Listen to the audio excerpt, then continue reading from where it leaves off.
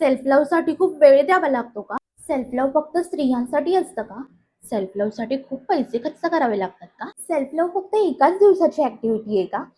तर या सगळ्याचं उत्तर आहे नाही. A big no.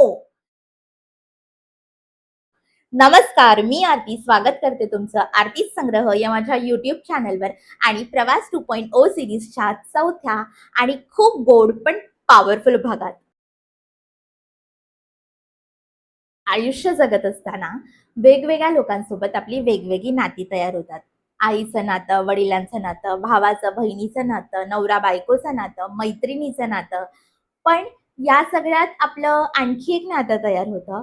ते या नात्याइतकंच महत्वाचं असतं, किंबहुना यापेक्षा जास्त महत्वाचं असतं आणि खूप जवळचं असतं आणि असायलाच पाहिजे. ते म्हणजे आपलं स्वतःशी असलेलं नातं.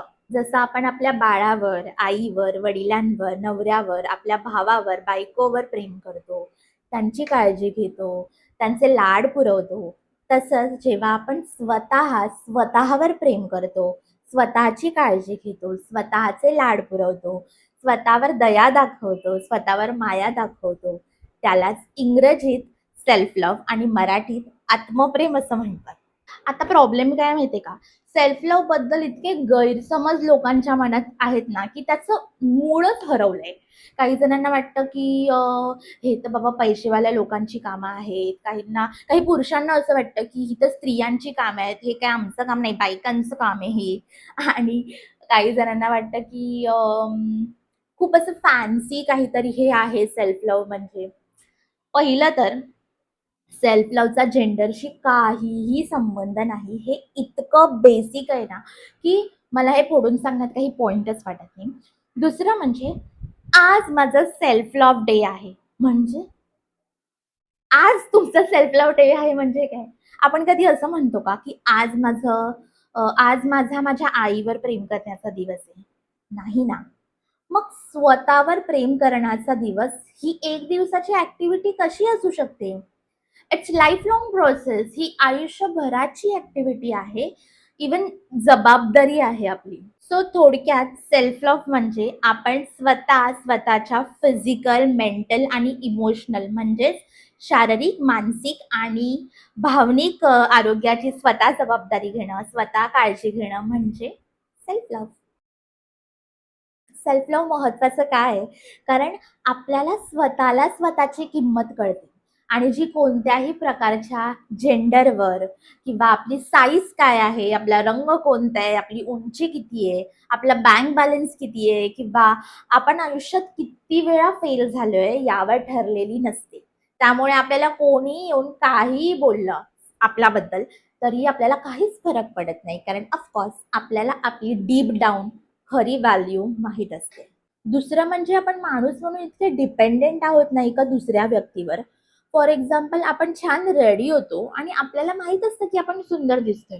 पण कोणी दुसरा व्यक्ती येऊन जोपर्यंत आपल्याला सांगत नाही की बाई गं तू खूप छान दिसतेस किंवा कोणी दुसरे येऊन आपल्याला जोपर्यंत कॉम्प्लिमेंट देत नाही ना, तोपर्यंत आपल्या मनाचं समाधानच होत नाही.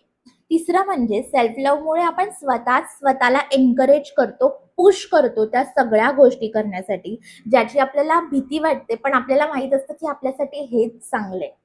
आणि आपण खूप वेळा त्या गोष्टी करत नाही, दुसऱ्यांचं व्हॅलिडेशन मिळत नाही तोपर्यंत. आपल्याला हवं असतं की सगळ्यांनी मला सांगा की "हां, तू हे कर, तू हे कर." पण सेल्फ लव्हमुळे आपल्याला त्याची गरज पडत नाही. आपण स्वतःला एन्करेज करतो, स्वतःला पुश करतो आणि त्या सगळ्या गोष्टी करायला ज्यांची आपल्याला भीती वाटते, पण ते आपल्यासाठी छान असतं. सेल्फ लव्हची सुरुवात करण्याआधी 2 गोष्टी करणं खूप जास्त महत्त्वाचे आहे, गरजेचं आहे. त्यातलं पहिलं म्हणजे प्लीज स्वतःला माफ करा. किती गिल्ट घेऊन बसलोय आपण स्वतःबद्दलच. किती नाराज आहोत आपण स्वतःशीच. मी हे नाही करू शकले, मी ते नाही करू शकले. मला हे नाही जमलं, मला ते नाही जमलं. मी हे करायला हवं होतं, मी ते करायला हवं होतं.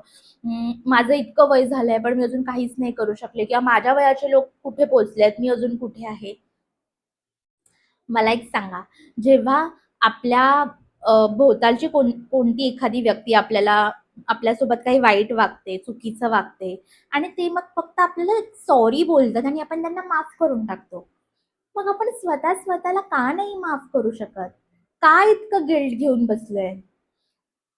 प्लीज स्वतःला माफ करा.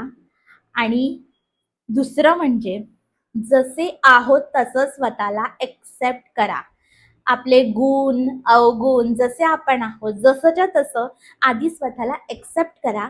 मग आपण त्यावर काम करू. आईचं जेव्हा बाळ होतं, तेव्हा आपल्या बाळाला ती जसं आहे तसंच एक्सेप्ट करते ना, तसं आपण स्वतःला पण जसे आहोत तसं एक्सेप्ट करायला हवं आणि मग आपण त्यावर काम करू. प्रेमापेक्षा जास्त सुंदर या जगात काहीच नाहीये. आणि जेव्हा कोणी आपल्याला रिस्पेक्ट देतं, आपल्याला ॲप्रिशिएट करतं, आपल्याला एन्करेज करतं, आपल्यावर विश्वास ठेवून आपल्याला काहीतरी करण्याची अनुमती देतं, तेव्हा आपल्याला किती जास्त छान वाटतं. मग हेच आपल्याला स्वतःसाठी करायचं आहे. आपल्याला आनंद देणाऱ्या सगळ्या गोष्टी सेल्फ लव्हमध्ये मोडतात. त्यासाठी गरजेचं नाहीये, की मी आता पार्लरमध्ये जाऊन स्पाच घेते आणि मी पैसेच खूप सारे खर्च करते. तर असं नसतं.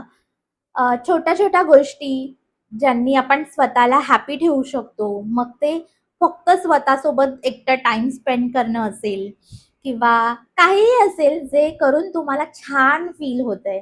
त्या सगळ्या गोष्टी सेल्फ लव्ह आहेत. So please negative self talk करू नका. छान हॅपी सेल्फ टॉक करा. स्वतःबद्दल छान-छान बोला. स्वतःशी छान-छान गप्पा मारा. आणि या गोष्टीला वेळ लागेल, मला माहिती आहे. तो वेळ स्वतःला द्या.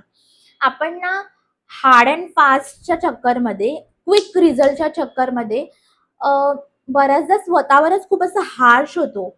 काही जण लवकर बारीक होण्याच्या, स्लिम ट्रिम होण्याच्या चक्करमध्ये इतके असे डाएट करतात ना, keto diet, water based diet आणि त्यामुळे आपलं मेंटल पीस आपण हरवत नाही आहोत ना. या गोष्टीचा पण आपण एकदा विचार करायला हवा. सो मला असं वाटतं, की आपल्याला स्वतःला वेळ दिला पाहिजे. स्वतःला समजून घेतलं पाहिजे आणि हळू आपल्याला स्वतःला त्या सवयी लावल्या पाहिजे आणि ते होतं. आपण स्वतःला जसं ट्रीट करू, तसंच आपल्या भोवतालचे लोक आपल्याला ट्रीट करतात. आपण स्वतःच जर का स्वतःला रिस्पेक्ट नाही दिला, आपण स्वतःच स्वतःची मस्करी करून घेण्यासाठी ओके असू, तर आपल्या भोवतालचे लोक पण आपल्यासोबत तसेच वागणार आहेत. सो त्या बाउंडरीज आपल्याला सेट करायला हव्यात. आपल्याला स्वतःशी स्वतः तसं वागावं लागेल, जसं आपल्याला हवंय, की आपल्या भोवतालच्या लोकांनी आपल्याशी वागायला हवं. आणि एक गोष्ट माझ्या काय लक्षात आली माहितीये का? काही ओझी आपण स्वतःच स्वतःच्या खांद्यावर घेऊन बसलोय. आपल्याला कोणी सांगत नाही, की असं करू नको, तसं करू नको. पण आपणच ते स्वतः ठरवतो, की मी या पोझिशनला आहे, मी स्त्री आहे, मी या घरची सून आहे, तर मग मला हे सगळं करणं बाबा नाही अलाउड असणार आहे. हे आपणच स्वतः ठरवलंय. आपल्याला कोणी येऊन ही गोष्ट सांगितलेली नाहीये. किंवा पुरुष असतात काही, त्यांना असं वाटतं, की मी पुरुष आहे, तर मग मला कितीही वाईट वाटलं तरी मी माझे इमोशन्स नाही दाखवू शकत, मी रडू नाही शकत. तर असं नसतं. अ, ही ओझी पहिला आपल्याला स्वतःच्या खांद्यावरून खाली ठेवावी लागतील आणि हलकं व्हावं लागेल. कारण आपण हे विनाकारण वाहतोय आणि समाजाचं नाव खराब करतोय, की नाही, एवढे टाईमपासून असंच चालत आलंय, तर मग असंच आपण केलं पाहिजे. असं नसतं, असं खरंच नसतं. So please do not burden yourself unnecessarily. Please. You know जेव्हा मी प्रवास 2.0 सीरीजची सुरुवात करायचं ठरवलेलं, तेव्हाच मी आणखीन एक गोष्ट ठरवलेली, ती म्हणजे या सीरीजमध्ये मी जे काही शेअर करेन, ते मी स्वतः इम्प्लिमेंट केलं असेल तरच शेअर करेन. आणि सेल्फ लव्ह आजचा जो टॉपिक आहे, ते पण ऑफकोर्स मी स्वतः इम्प्लिमेंट केलंय आणि करते.